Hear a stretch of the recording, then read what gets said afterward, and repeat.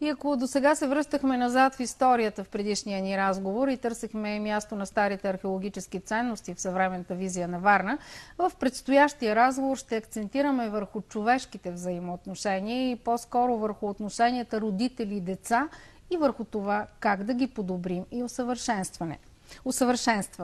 Трениране на успешни родители, така се нарича практическия курс, който се води от следващия ни гост. Нека да ви го представя. Кремена Ненкова, психолог. Здравейте и добре дошли, госпожо Ненкова. Всъщност, звучи много интересно трениране за успешни родители, но всъщност това е един метод, открит преди повече от половин век от Томас Гордън. Точно така. От кога е познат обаче у нас? У нас метода влезе преди 4 години, когато се обучи първата група за инструктори, която и аз бях в състава на тази група. 20 човека се обучиха, като имаше представители от София, от Варна, Бургас. В Бургас е нашето представителство, от Велико Търново.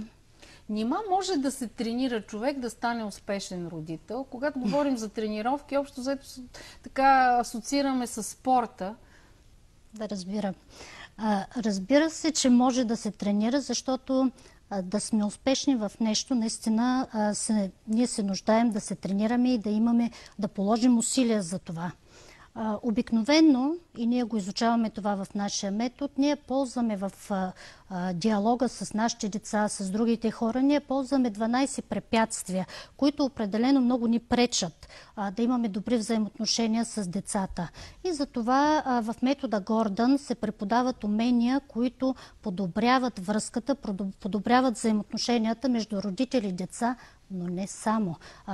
С тези умения ние можем да подобрим взаимоотношенията си с всички хора около нас. Определено хората, които завършват трениране на успешни родители в нашите групи, казват, че определено климата вътре в семейството се подобрява и не само. Те подобряват своите взаимоотношения и с своите близки, с своите приятели, което е нещо много хубаво, за което ние работим постоянно. Тоест, ориентиране метода към родителите, но би могъл да дойде всеки, който иска да усъвършенства взаимоотношенията си с околните. Разбира се, дори аз имах преди 2 години такава група от млади хора, които решиха, че искат да дойдат и да се обучават как да се научат по-добре да общуват с другите хора. Те нямаха деца. Наистина съвременният човек като че ли все по-малко и по-малко общува с себеподобните, повече седи пред компютъра и общува опосредствено, а не непосредствено с другите. Това всъщност се превръща в един сериозен проблем на съвременния човек. Да. Кога човек разбира, че всъщност е загубил това чувство да контактува с ближния?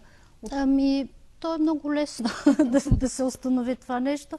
Тогава, когато ние усещаме, че настъпва една студенина, имаме... Когато говорим, пък не се чуваме, може би, точно и не така. се разбираме. Това исках да кажа, че ние говорим, но не се слушаме. И това е един от проблемите, с които ние се занимаваме в програмата ТУР. Ние изучаваме умението активно слушане. Това е умение да умеем да слушаме децата си така, че те да искат да ни говорят. Умението активно слушане. И това е много ценно, защото децата се научават и искат да ни говорят, а ние така им помагаме те да решат своите проблеми. Изключително ценно умение. Другото, което учим е умението активно слушане, а това е как да говорим на другите, на децата си, когато ние имаме проблем, за да бъдем чути. Това също е много важно, защото обикновено, когато комуникираме, ние какво правим? Ние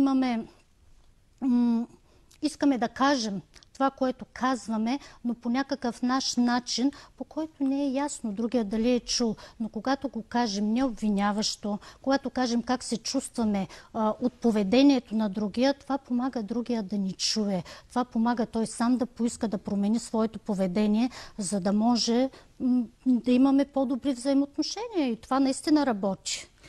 Кои родители вие наричате успешни и какво трябва да направят другите, които не са успешни, за да станат такива? Ами вижте, то е много условно как да класифицираме родителите успешни, неуспешни. По-скоро нашата програма се нарича трениране на успешни родители, защото по време на курса, който трае 24 астрономически часа, това са 8 сесии по 3 часа, обикновено ние го провеждаме може би веднъж седмично или 2 пъти седмично, ние се научаваме да подобрим климата вътре в семейството. Хората и изобщо родителите, които искат да имат, да са близки с децата си, които искат децата да споделят с тях, които искат да имат взаимно удовлетворяващи отношения в своите семейства, може би те преживяват и те смятат себе си за успешни, но като цяло родителите, които срещам, повечето от тях смятат, че са успешни, независимо, че някои от тях имат проблеми вътре в семейството и това няма нищо лошо, разбира се. Добре, но всъщност винаги ще има поколенчески различия, защото всяко поколение има своите проблеми, свой начин на живот, който е различен от следващия. Как всъщност тези проблеми се преодоляват? Учите ли ги вашите курсисти на това? Да пренебрегнат собствените проблеми, за да чуят тези на тинейджерите? Ами вижте, не толкова ние не учим хората да пренебрегват собствените си проблеми, а по-скоро да осъзнаят собствените си проблеми и по добър начин да кажат на другите за това, в какво те са неудовлетворени. Основното в програмата, и което е много важно да се каже, е, че ние смятаме, че децата не са палави, лоши, проблемни или така нататък, а нашите деца, тяхното поведение се основава на това, те да искат да задоволят своите нужди. Това е съвсем естествено. Обаче родителите също имат нужди. И когато те заявят за своите нужди, става сблъсък на нуждите. И какво се получава? Стават конфликти в семейството. И от това климата в семейството се влошава. Идеята е, когато хората дойдат на такъв курс, те да научат умения, с които да бъдат задоволени техните нужди на родителите, да могат да се задоволят нуждите на децата и всички да са доволни. Има такова нещо. Това е чрез активно слушане, чрез аз послания и има един трети метод, който се нарича беззагубен метод за решаване на конфликти, който може би ще прозвучи много странно. Да, наистина звучи странно, признавам се. Да, има такъв метод, в който и родителя, и детето да не излезе губещ от конфликта, от спора, който имат помежду си. Хората, които използват вече, те не са малко във Варна, казват, че наистина тези методи, тези инструменти, които те научават по време на курса, наистина работят, наистина действат. Още може би на трета, на четвърта сесия родителите идват, защото те трябва, той е практически курс, те трябва да практикуват тези умения, които те научават по време на нашия курс. И те казват, примерно, активното слушане е първото умение, което се учи. Те казват, наистина работи. Имаше една жена... Ще да ви питам за примери, но вие вече навлязохте. Имаше една жена преди, може би 2-3 години, може би в една от първите групи, която дъщеря, и затова ще ви кажа, че в нашия курс могат да се запишат хора с съвсем малки бебета, до хора, които децата им са на 20-30 години, дори имах такива курсисти. Но тази жена, дъщеря беше 24 години, тя казва, ние имаме изключително лоши отношения с моята дъщеря, никога не можем да си говорим спокойно, винаги някой от нас плаче в края на разговора и примерно трета или четвърта сесия тя отваря вратата, идва на нашето събиране и казва, знаете ли хора, това работи. Вчера си говорих с моята дъщеря, използвах умението активно слушане и никой не се разплака. Ние говорихме толкова хубаво около 3 часа, защото дъщеря е в Англия студентка, и те никога не са говорили по този начин. Това е много приятно, когато аз го чувам, защото това ми дава абсолютно, не че аз имам някакви съмнения, но ми дава още повече сили да го правя, това да разпространявам, да говоря на хората за този курс, защото примери има много. Самата аз, когато се обучавах и започнах да се обучавам, ние се обучавахме първо като родители, а след това като инструктори. И по същия начин трябваше да направим, да се обадим, да изтренираме. И през ролята на родителя. Да. И когато аз за първи път изпробвах това умение активно слушане с моята малката дъщеря, обадиха се по телефона и започнахме нещо да говорим. И аз започнах да я слушам активно, което значи да говоря по определен начин. И тя ми върна, което за мен беше такава изненада. И след това аз продължих, тя продължи да ми връща и това беше изключително приятно. И аз самата си казах, Господи, това работи. И много приятно и постоянно имам потвърждения на това, че наистина метода работи, курса работи, постоянно обучавам родители. От нова година до сега завършихме една група, сега от 20 май започва нова група.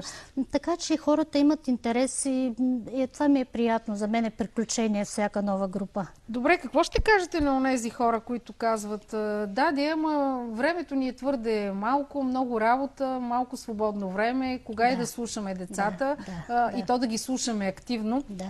Означава ли това, че аз докато върша нещо в кухнята, правя нещо друго, мога да слушам какво ми говори дъщеря ми? Това означава, че може да я слушате, но това няма да е в полза на вашите взаимоотношения. Защото всеки, който говори на някой, той иска да бъде чут, той иска да бъде разбран, иска да му бъде обърнато внимание. И знаете ли, този пример, който давате, го давах почти всяка жена, която се записва на курса. Те наистина така правят. Дори ние имаме, тъй като курса е практически, ние имаме и такива упражнения, точно свързан с това. Аз съм в кухнята и мия чинии и моето дете ми говори. Как се чувства детето ми, когато аз правя така? И обикновено практическите ни задачи са така са построени, че родителя да влезе в ролята на детето и да усети какво е, когато говориш на някой, а той стои с гръб и не ти обръща внимание. Или говори през рамо, да. Или говори през рамо, да. Да ви кажа честно, първите 2-3 сесии родителите са малко потресени от това какво наистина се случва в взаимоотношенията. Вие донесохте със себе си нещо, което искате явно да покажете и на зрителите ни, и на нас самите. Това е книгата на доктор Томас Гордън "Трениране на успешни родители", която е основната книга, с която ние работим и където наистина курса може да се прочете, но книгата има на пазара, но е много по-добре, когато първо човек да мине през курса, през обучението, а след това да бъде, защото иначе е непонятна в повечето ситуации, а това е тетрадката, учебната тетрадка или учебника, с който ние работим.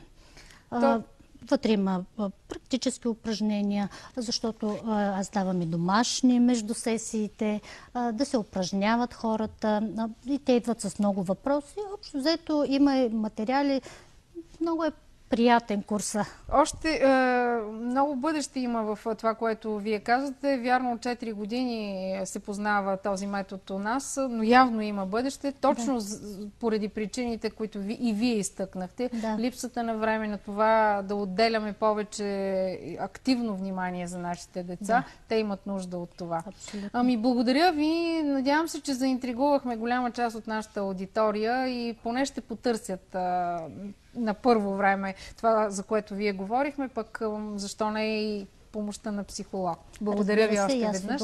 Желая